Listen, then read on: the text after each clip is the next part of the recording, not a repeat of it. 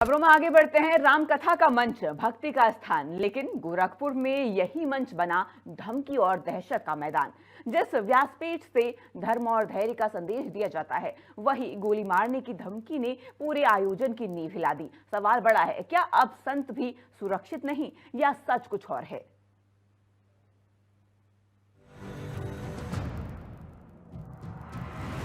रामकथा के मंच पर धमकी, कथावाचक राजन महाराज आहत।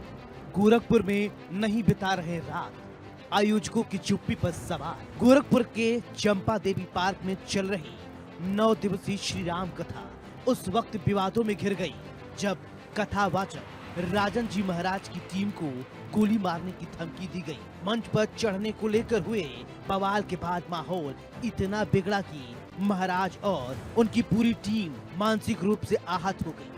नतीजा ये कि राजन महाराज अब गोरखपुर में रात नहीं गुजार रहे हैं। 29 जनवरी का दिन था। मंच पर चढ़ने को लेकर विवाद हुआ, टीम को गोली मारने की धमकी दी गई। महाराज का मंच से तीखा जवाब सामने आया। धमकी का असर इतना गहरा रहा कि राजन महाराज ने बीच में ही कथा छोड़ने का मन बना लिया था। सूत्र बताते हैं कि पूरी टीम वापस लौटना चाहती थी, लेकिन जनप्रतिनिधियों के हस्तक्षेप के बाद उन्हें रोका गया। भरोसा दिलाया गया कि दोबारा ऐसा नहीं होगा। बावजूद इसके महाराज ने गोरखपुर में रात्रि विश्राम न करने का फैसला लिया और हर रात शहर से बाहर जा रहे हैं। जबकि महाराज पहले आयोजक के आवास पर रुकते थे। टीम के 17 सदस्य अलग भवन में रहते थे। धमकी के बाद बदला महाराज का ठिकाना। रात के वक्त शहर के बाहर जाने की खबर। राजन महाराज ने इस घटना को अपने लिए निजी आघात बताया। उन्होंने कहा कि 16 साल की कथा यात्रा में पहली बार ऐसा हुआ है, वो भी अपने घर गोरखपुर में।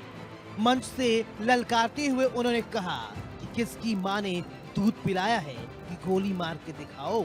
ये बयान निडरता का प्रतीक था, लेकिन हकीकत ये है कि सुरक्षा को लेकर अब गंभीर सवाल सामने आ चुके हैं। विवाद क्यों बढ़ा, इस पर एक नजर डालते हैं। आयोजकों में आपसी तालमेल की कमी देखी गई। मंच पर चढ़ने को लेकर खींचतान साफ नजर आया। कथावाचक टीम से अभद्रता के आरोप लगने लगे। अब धमकी ने तनाव बढ़ा दिया। राम कथा का मंच आज सवालों के घेरे में है। धमकी किसने दी, अब तक साफ नहीं हो पाया है। आयोजकों की चुप्पी कई शंकाओं को जन्म दे रही है। सबसे बड़ा सवाल यही, क्या भक्ति के मंच पर अब भय का साया स्थायी हो रहा है? Bureau report, India news.